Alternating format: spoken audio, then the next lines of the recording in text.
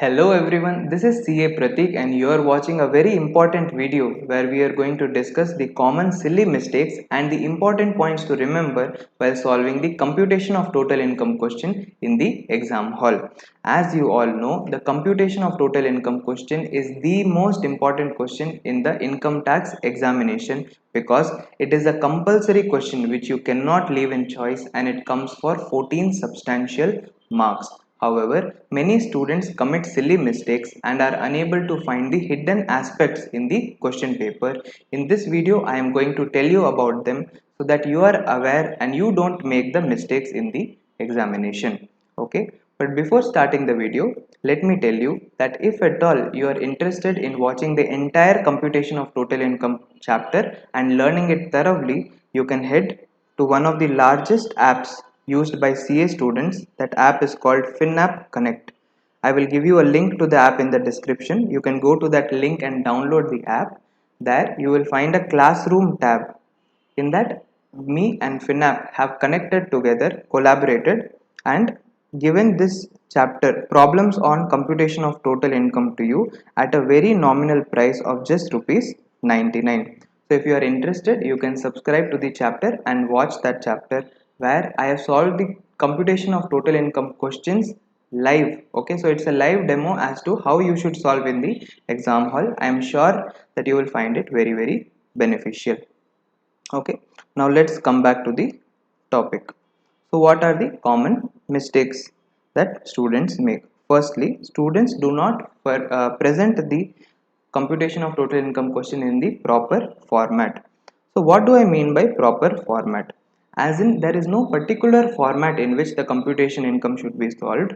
However, you should make sure that you are presenting your format properly. First of all, there can be three types of computation question asked in the exam. Firstly, the examiner can ask you gross total income question. Secondly, they can ask you the total income for the assessee. And thirdly, they can ask you total income along with tax payable for the particular assessee. So you should read the question and identify what type of question is asked in the exam. Okay, then you should put the heading appropriately. Heading is very important. So how to put the heading? Computation of total income and tax payable of Mr. or Mrs. or Miss, whatever the salutation may be, and you can write their name, then write for the assessment year 21-22. So put the heading properly. So this heading is for the third type of question. So similarly, if heading is just for total income, then don't put this tax payable, etc., etc. Adjust the heading accordingly. Only if the heading is proper, the examiner will know what to expect from your answer sheet. Okay, then later on, if at all you are drawing the columns, okay, in the examination, don't forget to name the columns properly. For example, the larger column can be called particulars column. If at all you are having a separate working note column, you can name it as working notes. Okay, if at all you are having an inner column, then don't forget to put the heading of the inner column as amount rupees. Okay, and the outer column also as amount rupees.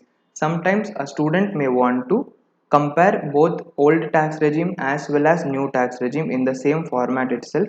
In such case, you can draw an extra column. There also you can name it as amount rupees, and above the columns you can put another row where you can name the column. Like for example, here I can make it normal tax regime, and here I can put section 115 BAC. If at all you are interested to compare both of them in the same answer itself, you can draw a format like this. But format is very important. Okay, more than the format, presenting the format correctly is very important. Finally, when you find out the correct answer, then don't forget to highlight the answer. You can either underline the answer or put a box around that answer so that the examiner knows where to put the marks. Okay, so this was about the format.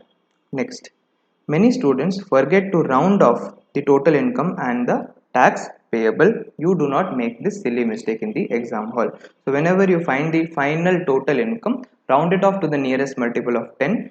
Similarly, when you find the total or final tax payable, then round it off to the nearest multiple of 10.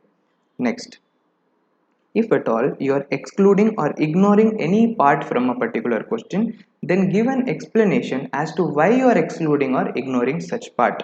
For example, if you are calculating PGBP income, okay, in the question it is given that personal expenses of Mr. A is rupees 1 lakh. Then you know that personal expenses are not allowed as deduction under PGBP chapter, hence you will ignore it from the question and not allow it as deduction. However, you put a note over there that personal expenses are not allowed as a deduction under PGBP chapter, so that the examiner knows as to why you have excluded that particular point. Okay. Next, if an adjustment comes for two or more places, then don't forget to give effect to all of them. For example, professional tax or saving bank interest, professional tax paid by employer. See, if there is professional tax paid by employer given in question, then first you have to add it to the salary income and then you have to claim the deduction, okay, under salary head. Similarly, if there is saving bank interest received by the assessee, then you have to add the saving bank interest in the income from other sources chapter and claim the deduction under 80 TTA. So what I am trying to tell is, if an item comes in more than one place, make sure to give its effect in all the places, okay, without forgetting. Next, make assumptions wherever required. For example, if the question is not containing anything given about the residential status, then you assume that the residential status of the assessee is resident and ordinarily resident and solve the question. Okay, so wherever the question is vague, you can put an assumption and try to put the best assumption possible. What is the best assumption? Best assumption means the most common assumption. Fine.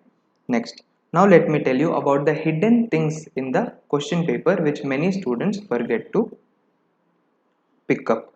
Okay, so first and foremost, standard deduction. So in salary chapter, you know that standard deduction of 50,000 is available, and in house property 30% of NAV is allowed as standard deduction. In the question it will not be mentioned most probably, so you only have to identify that there is a standard deduction and solve the question accordingly. Similarly, presumptive income in PGBP, the question will not ask you to solve as per presumptive income. You only have to identify whether the conditions given in 44 AD or 44 ADA or 44 AE are satisfied, and if at all they are satisfied, then find out both the normal income as well as the presumptive income, compare both of them and give your conclusion as to which one is better. Okay. Then AMT calculation. The question will not ask you to find out AMT, but you have to identify if the adjusted total income is more than 20 lakh rupees and if all other conditions for AMT are also satisfied, then you find out the AMT also, find out the AMT credit and show that in the answer sheet. Okay. Similarly, marginal relief calculation. If at all the total income is very nearby the limits for the surcharge, then you might get marginal relief in the answer sheet. Then don't forget to put the calculation. Then the next point is a point which many students actually miss out and make a mistake, that is items that are net of TDS. Okay. Now what happens is, for example, if the question gives you that dividend received in the April month in the bank account is rupees 45,000, then what is the dividend income? Is the dividend income 45,000? Answer is no, because there is TDS applicable on dividend income. Hence, the company would have deducted the TDS and paid you only the net amount. Correct. So 45,000 is net of TDS. Hence, what is the gross amount? Let's say the TDS percentage is 10 percentage. So if you put the reverse calculation, 5,000 will be the TDS amount and 50,000 will be the total dividend income. So here many students make a silly mistake. You don't make such silly mistakes. And this TDS amount will be also reduced while calculating the final tax payable or refundable. So that step also you should not miss out. Okay. And if at all the dividend income is received during the pandemic, that is from 14th May to 31st of March 2021, then you have to do the reverse calculation in the reduced rates, that is 7.5 percentage, etc. Okay. If you are clear with the provisions, you will be easily able to do it. Next, if the question does not tell you exactly whether to solve with the old tax regime or new tax regime, then you have to find out both the tax regime and compare both of them. Okay. Next, here also many students make silly mistake. Check out if the assessee is a normal citizen, senior citizen or super senior citizen and give the effect properly. For example, if the assessee is a senior citizen and if you are calculating the normal tax rates, then the senior citizen gets the benefit of the higher tax slabs, that is 3 lakh or 5 lakh as the case may be, if the senior citizen is also a resident. Similarly, in advanced tax calculation also they have exemptions, and in 80D, 80TTB such deductions also they are getting additional benefits. So make sure to give effect to all of them properly. Similarly, most probably the residential status given to you will be resident and ordinarily resident, but if at all the residential status is resident but not ordinarily resident or non-resident, in such case you have to give the correct effect while solving the computation of total income. Next, correctly deduct the TDS, TCS and advance tax before calculating the final tax payable or refundable. Finally, when you are finding the tax payable or refundable, don't forget to reduce the taxes paid in advance. Next, section 87A, rebate calculation. If the assessee is a resident and an individual and the total income is up to 5 lakh rupees, then 87A rebate up to 12,500 is available. Don't forget to give its effect while solving the question. Similarly, if an assessee is earning both agricultural income as well as non-agricultural income, then there is a chance that there might be partial integration of agriculture with non-agriculture income. It happens when agriculture income is more than 5,000, non-agriculture income is more than basic exemption limit, and it is applicable for all assessees enjoying the basic exemption limit. So such items which I have mentioned right now will not be given exclusively in the question paper. Sometimes it is a possibility that the examiner might tell it to you, but mostly it will not be given. So you only have to identify that such things are applicable and give its effect in the answer sheet. So I hope that you found this video helpful. Okay, if at all you have any other points which you feel that I have missed out, you can let me know in the comment section below. If it is a useful comment, I will surely highlight that particular comment. Okay, and make sure to like this video and subscribe this channel for more such updates on income tax. All the best of luck for your examinations. Take care, stay safe, bye bye.